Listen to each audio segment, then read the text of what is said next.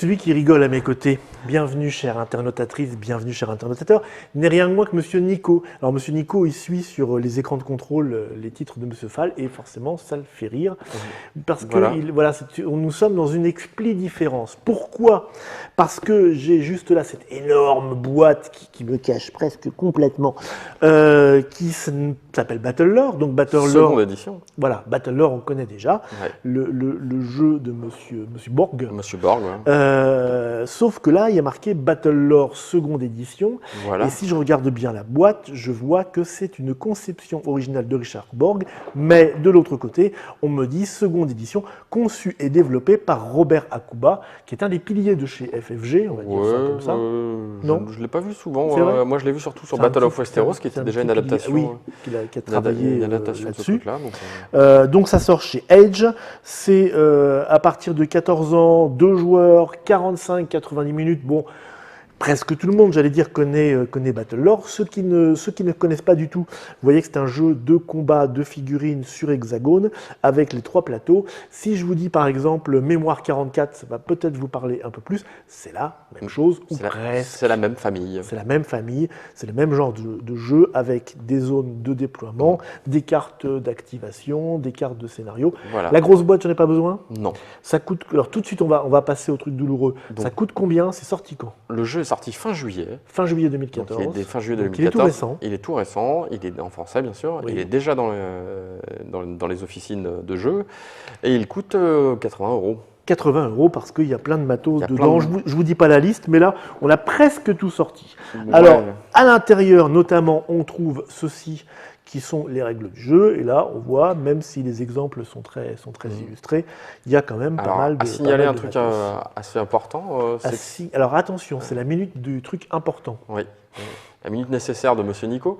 Ce jeu est le deuxième de chez FFG Edge à avoir le principe d'un livret de règles où il y a les règles assez simplement expliquées pour commencer à jouer très vite.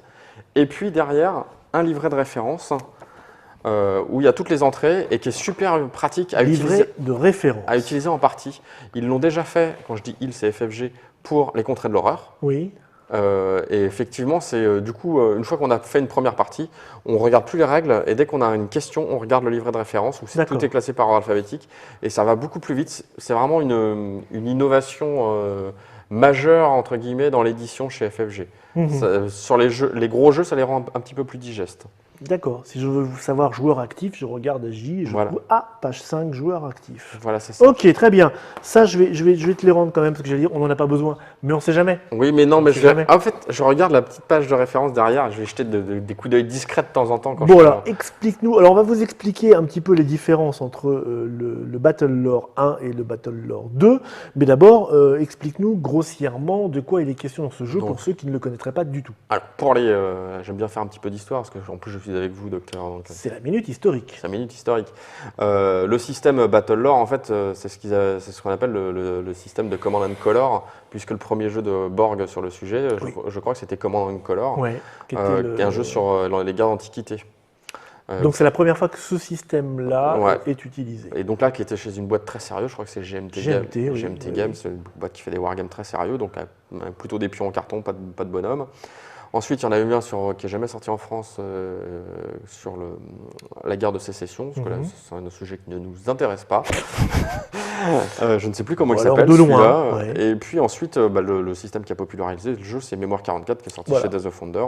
Donc là où ils ont mis dans le jeu avec des règles un peu simplifiées. Avec des règles plus simplifiées. Souvent les wargamers ont fait mon Dieu, quelle horreur. Et puis Days of Wonder avait fait Battlelore 1. Oui. Qu'ils avaient en cours d'exploitation, je dirais, laissé à FFG. Donc les dernières extensions de Battlelore 1 sont sorties chez FFG. Depuis, FFG a fait Battle for Westeros. Comme FFG travaille en France avec Edge, et en Espagne avec Edge. C'est Edge qui a repris le bébé. Alors Battle of Westeros sur l'univers du Trône de Fer, qui pour le coup est vraiment différent sur plein de sujets. Quoi. Oui. Il y a le même moteur central. Ouais, mais ils se sont un peu affranchis des zones. Des fameuses zones. Tandis que là, on retourne à un Battlelore beaucoup plus classique avec des zones.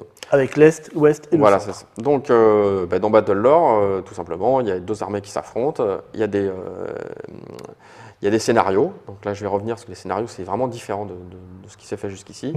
Les deux armées s'affrontent, à chaque tour de jeu, un joueur va activer en fonction de ses cartes d'activation, ses cartes de commandement, un certain nombre d'unités, au centre, à gauche, on retrouve la fameuse mécanique, on tire des cartes de commandement qui vont pouvoir activer certaines unités, pas toutes. Pas toutes, donc je vais jouer un tour où je vais activer entre 1 et 4 unités, on va dire en moyenne.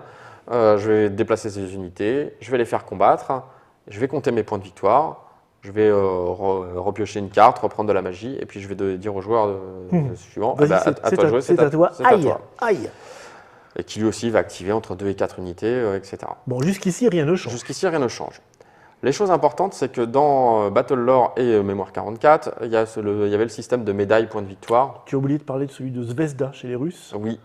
Avec des samouraïs. Avec des samouraïs, c'est vrai. Que je lorgne dessus à chaque fois que je passe chez Trick Track, mais c'est le vôtre. Dans le Battle Lore 2, on s'affranchit des points de des médailles, qui étaient une des critiques principales de Mémoire 44. C'est-à-dire qu'on gagnait, suivant les scénarios, des points de victoire pour aller se placer à des endroits, des points stratégiques. Tout à fait. Mais on gagnait aussi des points de victoire quand on détruisait complètement une unité. Et bien là, ce système n'existe plus. Ça ne sert plus à rien de détruire les unités. Voilà, il n'y a plus de prime à la destruction des unités, c'est quand même un gros changement. On est vraiment sur des points de victoire que sur objectif, que sur scénario, donc sur du placement. Donc je peux sacrifier une unité pour un truc comme ça. Ça, c'est un des premiers gros changements. Et l'autre gros changement, là on parle vraiment aux gens qui ont joué à Mémoire 44, Battle Lore, souvent on critiquait « Oui, mais si j'ai pas une bonne main de cartes… oui, parce qu'on pioche des cartes, donc forcément il y a du hasard. Si j'ai pas une bonne main de cartes, je peux pas activer d'unité, etc. » Eh bien, toute carte d'activation peut être jouée pour activer une seule unité dans la zone de son choix. Ce qui n'existait pas avant. Ah oui, c'est-à-dire qu'on a quand même une carte qui représente une unité, mais on peut jouer… Oui, par exemple, allez, exemple. Je t'en prends une. Je n'ai que des mains, dans ma main, je n'ai que des cartes qui me disent attaquer à gauche. Ah oui, il n'y a pas d'unité spécifiée. Non. Comme je ne suis pas un bon joueur, j'ai plus rien à gauche où je me suis fait défoncer. Et là, je suis dans ma main, j'ai que attaquer à gauche. C'est moche. C'est moche. Là, dans le Battle Lore 1, vous crieriez tu cries au scandale, tu disais que c'est lamentable. Tu jouais ta carte et tu faisais rien. Là, tu joues ta carte, tu dis bon, je ne vais pas faire d'attaque à gauche comme indiqué sur la carte, je vais activer une seule unité de mon choix à l'endroit que je veux. Mais n'importe où. Mais n'importe où. Oui, ça il y a des gens qui nous causent dans le machin. D'accord. Bon, alors c'est marqué sur la carte. Activer 3 unités dans la section gauche. Mais c'est pas marqué que. Alors c'est 3 unités à gauche si on est à gauche. Ouais. Si on n'a plus à gauche, c'est une unité où on veut. Où on veut. Voilà. Ce qui rend le jeu beaucoup plus flexible. Voilà. Autre changement majeur, avant de revenir en détail sur la phase de jeu, maintenant les unités n'ont plus que 3 figurines, c'est l'équivalent des points de vie, au lieu de 4. Ouais. Donc du coup, tes unités, tu les perds un peu plus vite, parce que tu as un point de vie de moins. C'est fait pourquoi ? Pour dynamiser ça ? Je pense que ça dynamise un petit peu le jeu. Ouais. Pour rendre les parties plus courtes. Ouais. On retrouve quoi comme unité ? Alors ça, c'est celle donc, dans la boîte de base. Est-ce qu'il y aura des extensions, des choses comme ça ? Alors pour l'instant, FFG n'a rien annoncé, mais alors c'est une chose qu'on n'avait pas dit. Ce jeu se déroule dans l'univers de Terrinote. De Terrinote. Le célèbre univers médiéval fantastique développé par FFG, qui est le support des aventures de Descent. C'est leur univers. Voilà, de Descent, de Run Wars, Run Band. Descent, c'est pas cher. Voilà. Descent, c'est pas cher. Non, le continue. Bref, on montre un petit peu les unités. Donc là, on a deux factions. Alors, on a 2 factions. On commence par les bleus, avec une petite piétaille. Les gentils humains de Dakan. Les gentils humains, qui ont aussi des unités d'attaque à distance avec forcément des archers. Mais il n'y a pas que des humains. Il y a des créatures magiques. De Hulk en bleu, mais golems, en Hulk. Des golems de pierre. Et puis la fameuse cavalerie qu'on retrouve toujours dans… Un héros sur Faucon. Enfin, alors, sur Faucon. Place. J'ai besoin de place. Voici le héros sur Faucon. C'est pas de la gnognotte. Vous voyez mon doigt à côté comme il est petit. C'est du 25 mm. Donc c'est plus gros que les unités. Rappelez-vous, les unités, on les enchâssait sur des socles, etc. On n'enchasse plus, monsieur. Donc maintenant, là, c'est du prêt à l'emploi. Et on mettait des petites bannières qui tombaient tout le temps parce qu'il y avait les couleurs, les valeurs d'unité, ça a disparu aussi. Maintenant, c'est bleu. Alors, on va montrer les oiseaux d'en face. Les vilains de… Alors, chez les vilains, nous avons ensuite de la piétaille corps à corps. Nous avons l'équivalent donc de l'autre, c'est les archers C'est quoi? C'est de l'orque? C'est du... Ouais, c'est une sorte de l'orque. Voilà. Nous avons... l'équivalent de la cavalerie. L'équivalent de la cavalerie, sauf que là, c'est un stromon. Et puis, le bibendum Michelin. Les gros obscènes, je crois qu'ils appellent. Les gros obscènes. Les obscènes. Ouais, ça ressemble un peu à un truc de World of Warcraft chez les morts vivants. Et enfin, le héros. L'équivalent du héros. Attention, je vire. Qui lui est... Le seigneur du chaos. Le seigneur du chaos. Qui serait un genre de balrog qui aurait fait des bêtises avec Tulu. Un gros démon. Ouais, c'est ça. Un gros démon. Mais il a quand même des... Tu vois? Oui. Tu vois, il y a plein de langues. Bon, d'accord. Ça, ce sont les unités. Donc ça, c'est un peu nouveau aussi, non? Oui, bah du coup, l'univers est nouveau. Bon, ça reste du médiéval fantastique. Ça reste du médiéval fantastique. Un peu plus fantastique que le précédent Battlelore, puisque le Battlelore 1 était une uchronie guerre de 100 ans avec des nains en kilt et des gobelins sur autruche. Alors que là, c'est plutôt une uchronie... Bah là, c'est du médiéval fantastique pur jus, avec ses golems, sa magie, etc. Tour de jeu. Non, d'abord, préparation de la partie. Première innovation par rapport au jeu précédent. Ah, une autre innovation. Nous n'avons plus de scénario. Quoi? Nous n'avons plus de scénario rédigé, etc. Mais qu'allons-nous faire? Il y a des scénarios génériques qui sont représentés par 7 cartes, donc, par faction. Là, tiens, je te donne un paquet. Alors, voici un scénario générique. Je vais prendre celui-là, tiens. Et donc, chaque joueur va choisir... Voici le dernier pont. Va tirer, enfin, dans l'ordre d'une préparation de partie. Chaque joueur va tirer 3 cartes de son paquet, parce que donc il y a des scénarios spécifiques. 3 cartes scénario. Ouais, on choisit une. Oui. Et on a chacun son scénario. Oui, on a chacun son scénario. Et en fait, sur la carte, tu as la mise en place d'une, si on peut voir là, voilà, tu as la mise en place d'une moitié de table. Ta moitié de table. Ah, d'accord. Donc tu as chacun notre moitié. Voilà, le décor sur ta moitié de table. Oui. Un endroit où il y a une bannière. Donc le 1 là, le petit écu avec un 1. Ça. C'est un endroit où on marque des points de victoire.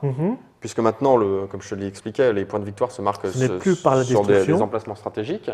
Donc, mais du positionnement. Du positionnement. Et puis, en plus, donc le décor, les points de scénario, les zones où tu peux déployer tes troupes. Donc, sur les gentils, c'est en bleu. Sur les rouges, sur les méchants, les cases sont en rouge. Donc ça, c'est les possibilités de déploiement. On n'est pas obligé. Ouais, les possibilités de déploiement. C'est juste là où les unités pourront se Et souvent, en plus, une petite règle spéciale, un petit truc spécial. Donc ça, on sait ce qui se passe de notre côté. Voilà. Et j'imagine que l'objectif qui est de notre côté, ça va être pour l'adversaire. Non. En fait, alors j'imagine pas. Voilà. J'en prends une au hasard, tu vois. Donc le voile des secrets, scénario pour les vilains. Lorsqu'une unité amie élimine une unité ennemie, vous pouvez dépenser 2 pions arcanes pour gagner 1 PV. Donc ça, c'est pour moi. C'est lorsque une de mes unités... Ah, c'est que pour toi. Ouais. Une de mes unités élimine une unité, je peux dépenser 2 pions arcanes, c'est les pions magiques pour gagner un point de victoire. D'accord.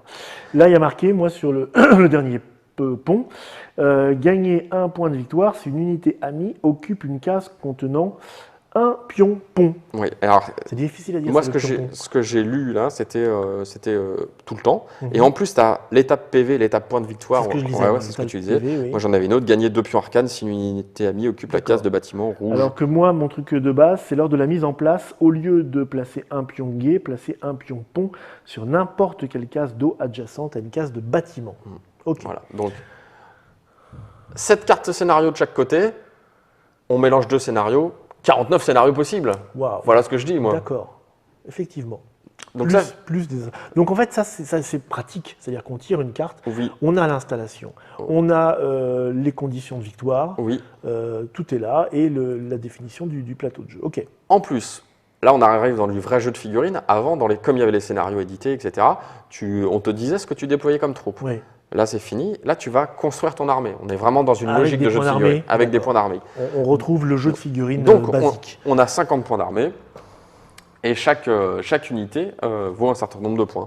Donc, les petits gardes de la citadelle valent 4 points. Donc, alors, je mets ça ici, et donc je vous montre, voilà, ça c'est une carte d'unité. Donc, ce sont les gardes de la citadelle. Voilà. Et donc, il y a les caractéristiques de l'unité dessus. Tiens, je t'en donne 2 autres. Donc, on a la petite pièce d'or, c'est le nombre de points qu'ils valent. Ça, c'est quand on veut les acheter. Quand on veut les acheter. Voilà. Donc, au départ, tu as 50 points pour... Hop. hop, hop, voilà. Donc là, c'est le coût pour une unité, bien sûr. Ouais. Tu rajoutes la petite stat en bleu, là, c'est le mouvement. Le nombre d'hexagones, il va se déplacer. Là, j'ai déjà acheté 18 points d'armée. Hein. La stat rouge, c'est son nombre de dés d'attaque. Oui. Avec éventuellement une caractéristique distance, le nombre de cases s'il est à distance. Et la verte? Et la verte, c'est le nombre de points de vie, c'est le nombre de figurines. D'accord. Tu m'avais dit que c'était 3 partout? Oui, là, je vois 3. Quand c'est un gros monsieur, ouais. comme le Seigneur du Chaos, je vais te le donner, ouais. y a une petite goutte au-dessus. Regardez le gros monsieur, voilà. C'est-à-dire qu'il n'y a qu'une seule figurine, mais il a 6 points de vie. Et en fait, c'est qu'on va mettre des petits marqueurs de points de vie comme ça de survie quand il va sur la carte quand il va en prendre. Ça, ce sont les marqueurs de points de vie quand il se prend des dégâts. Donc, 50 points d'armée à construire. FFG a pensé aux feignants. Ça, on le fait avant de découvrir le scénario ou après? Ça, tu le fais quand tu prépares ton scénario. Ouais. En fonction de ton scénario, tu choisis, tu fais ton armée. Okay. FFG a pensé aux feignants avec 3 ou 4... Oui, parce que moi, ça me fait suer, je ne connais pas bien les unités. Voilà. 3 armées préconstruites par faction. Voici des armées préconstruites. Donc des armées pour, effectivement, 50 points, vous le voyez en bas. Donc vous avez différentes... là, par exemple, vous voyez, il n'y a pas beaucoup d'unités. Celle-ci, si je vous la mets, vous voyez que les unités sont beaucoup plus variées. Donc, si vous ne connaissez pas bien, effectivement, les unités... Ça permet, sur une première partie, c'est idéal, en fait. Oui. C'est facile. On sort ça, vous prenez les figurines qui vont bien, vous les déployez en fonction de votre scénario, et il n'y a rien à réfléchir quasiment. Voilou. Ça, c'est pas mal, quand même. Pour être complet... Ça va parler aux figurinistes historiques, ceux qui faisaient du... Attention, c'est la minute figuriniste historique. Ceux qui faisaient de l'antique, surtout. Oui. On peut rajouter un campement. Il y a les 2 campements. Voici un campement. Tiens, regarde, je te donne le campement des vilains. Et voici le campement du méchant. On le reconnaît bien, hein, c'est le style orc. Ouais. Donc le campement, c'est un hexagone que tu rajoutes dans ton camp, dans ta zone de déploiement. Tu es obligé de le mettre. Alors, la règle... C'est une règle variante, ça ou Non, c'est dans les règles complètes. Quand tu as choisi ton scénario, tu peux rajouter un campement. Le truc, c'est que tu ne peux pas déployer d'unité devant le campement, donc ça veut dire qu'il va être un petit peu devant malgré tout. Tu ne peux pas le cacher derrière. Il t'apporte un bonus de 5 points de construction d'armée. Donc tu passes à 55? Ouais, tu passes à 55. Par contre, si tu te le fais prendre, si tu te le fais capturer, alors tu n'as pas le droit de faire stationner tes unités dessus, mais l'adversaire peut aller dessus, eh bien, ton adversaire gagne 2 points de victoire. Ah oui, et la partie se joue en 16 points de victoire. Pour les joueurs, donc ça, c'est pas obligatoire, on peut le faire si on sent qu'on a une petite unité, on n'a pas assez de sous, on a trop dépensé, on voudrait durable, mais ça fait quand même un objectif en plus pour l'adversaire. Et donc, la partie se joue en 16 points de victoire. 16 points de victoire. Le premier joueur arrivé à 16 gagne. D'accord, donc effectivement, ça fait en tout cas une installation beaucoup plus rapide. Au niveau de la partie, ça ne change pas grand-chose. Non, c'est un peu... Le fait qu'on puisse moduler les cartes de manière à ne plus avoir de cartes mortes, voilà, c'est ça. Ça accélère quand même un petit peu la partie. Ça permet de ne pas se retrouver dans des impasses où le hasard nous... Le jeu est plus nerveux. Hein. Le jeu est plus nerveux. Et puis cette histoire de bannière qui propose des points de victoire fait des vrais choix, t'oblige à aller dans certaines zones, etc. On a vraiment des choix stratégiques à faire sur l'occupation du plateau. Donc en gros, on garde le même esprit de jeu, mais il y a des adaptations qui fait que ça devient... Je n'ai pas fini sur mes adaptations. Ah, c'est pas fini. Parce que ton armée... Tu nous cachais des trucs. On est encore à la préparation, là. Donc on a choisi notre scénario, on a choisi notre armée. Et ensuite, je t'ai dit, sur la carte scénario, il y a les zones où tu peux te déployer. Et donc c'est là que tu vas utiliser... Les cartes que je t'ai filées, en fait, c'est les petites cartes de déploiement. Parce que si tu les retournes, regarde, il y a une sorte de petite carte. Je vais refaire un petit peu de ménage dans ma caméra. Une sorte de représentation un peu donc, romantique d'une carte de stratégie version médiévale. Voilà, et si je retourne, qu'est-ce que c'est que ça? C'est des petites cartes, c'est ça? Ouais, mais est-ce que c'est en fait ce que je t'ai donné, c'est pas les cartes de référence des unités, c'est les cartes de déploiement. Ah, ce sont les cartes de déploiement. Parce que ensuite... Parce qu'il y a tout marqué dessus quand même. En fait, il faudrait que je fasse le ménage là. Oui. Une fois que tu as décidé de ton armée, tu vas déployer ton armée en secret. Ça, c'est un truc super. Ah, le fameux brouillard de guerre. Voilà, donc tu poses... Enfin, brouillard de guerre, oui, en quelque sorte. Si tu as pris une unité, là j'ai un faucheur de sang, tu poses ta carte faucheur de sang, ouais. Hop, comme ça. Et l'autre, il ne le sait pas, il voit juste qu'il y a une unité, on sait pas ce que c'est. Voilà, c'est ça. Et comme on a toujours... Ça n'existait pas. Ça n'existait pas. Ouais. Comme on a toujours le même nombre de cases de déploiement par scénario, ouais. Tu n'as pas forcément, je crois que c'est 14 ou 15 cases, un truc comme ça, tu n'as pas forcément 15 unités.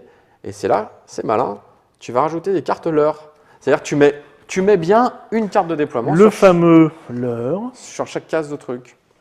Donc l'autre, il croit qu'il entend du bruit, il croit qu'il y a du monde, mais en fait, il n'y a personne. Voilà, donc tout le monde place... Donc il y a une part de bluff qui se rajoute là. Tout le monde place et une fois qu'on a placé toutes nos cartes, c'est là, on retourne. Ah, ça, c'est un grand changement et c'est plutôt agréable. Et on place les bonhommes. C'est classique comme démarche, mais effectivement, ça n'existait pas dans la première version. Dans les jeux de figurines, le brouillard de guerre, c'est toujours une galère, quoi. Enfin, je me rappelle, moi, des fois, on mettait des grands écrans en carton, tu sais, pour...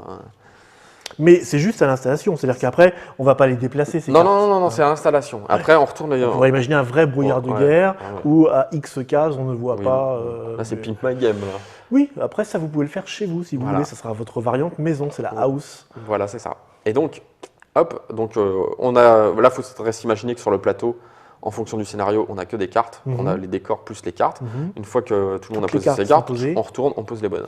J'avais mis mon héros. Dis donc, tu as tes faibles unités d'infanterie face à ma cavalerie lourde. Tu vas manger. Oui, mais ça s'équilibre de l'autre côté en général. Donc ça, c'est la mise en place. La phase de jeu, bon, là, il n'y a pas de mystère. Pour ceux qui connaissent la mémoire 44 et compagnie, on a une phase de commandement. Donc au départ, on a un certain nombre de cartes en main. On a 4 ou 5 cartes en main, je ne sais plus. On joue une carte. On désigne les unités que nous allons activer. Donc, les cartes nous disent 3 unités au centre, une unité à droite, on l'a montré tout à l'heure, oui, c'était 3 unités à gauche. Certaines cartes spéciales, comme celle-ci, tu vois, qui dit déplacer 3 unités de cavalerie. Il y en a toujours eu dans les...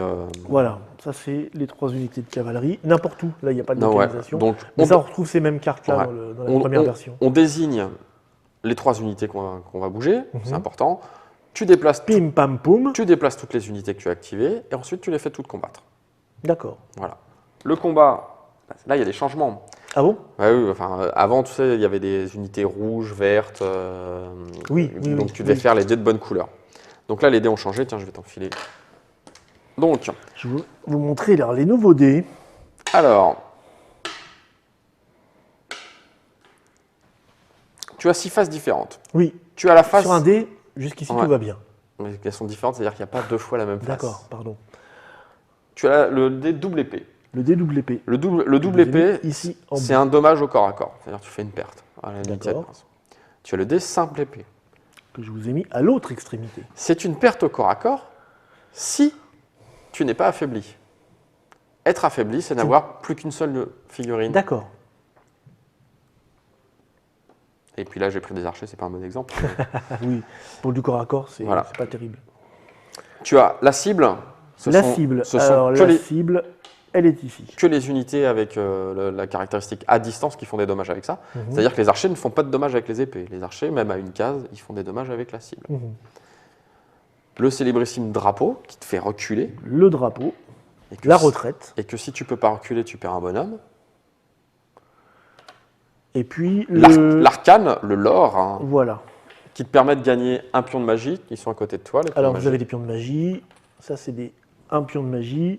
Et là, quand on est plein de magie, c'est Gérard Majax avec 5 points de magie. Et une dernière phase, la couronne. Et la couronne, hop. La couronne qui permet de déclencher des effets spéciaux qui sont sur les cartes de référence. Donc une chance sur 6 de tomber sur chaque... pour chaque... Ils sont tous pareils les dés. Ils sont tous pareils. Ok. On en tire combien? Ça dépend de ta caractéristique de combat. Ouais. Le gros seigneur du chaos, il lance 4 dés. Ouais. L'archer de base, il lance 2 dés. Ouais, d'accord. C'est pas évident, hein, 2 dés de faire une cible dessus. Oui, l'archer, c'est pas super efficace. D'accord. Médiéval, c'est... Alors, chose importante, tu vas ignorer un drapeau de retraite si tu es adjacent à une unité amie, parce que tu es soutenu. D'accord, quand tu fais une retraite et que tu as des copains à côté de toi, tu fais non, j'ai failli me partir, mais heureusement que tu es là, Georges. Et les corps à corps sont réciproques, c'est-à-dire que l'unité attaquante tape et l'autre retourne le coup. Ah, dans le même tour? Oui. D'accord. Ce qui n'existait pas avant, il fallait que tu sois soutenu aussi, il fallait que tu aies 2 unités adjacentes et là tu renvoyais C'était une règle qui se rapprochait plus un peu de la simulation historique, entre guillemets. Là, tout le monde le fait, tout le monde renvoie. Chaque unité, bien sûr, a son petit lot de caractéristiques spéciales. L'archer, s'il n'a pas bougé, il va tirer 2 fois. Ah oui, ça compense un petit peu son... D'accord. Les golems sont inébranlables, ils peuvent ignorer un dé de retraite à chaque combat. Le faucon se déplace après avoir attaqué. Voilà. Tout le monde a son petit truc. Donc, bien sûr, c'est le but du jeu d'essayer de mixer au mieux les capacités de tes unités pour faire du mal à l'adversaire.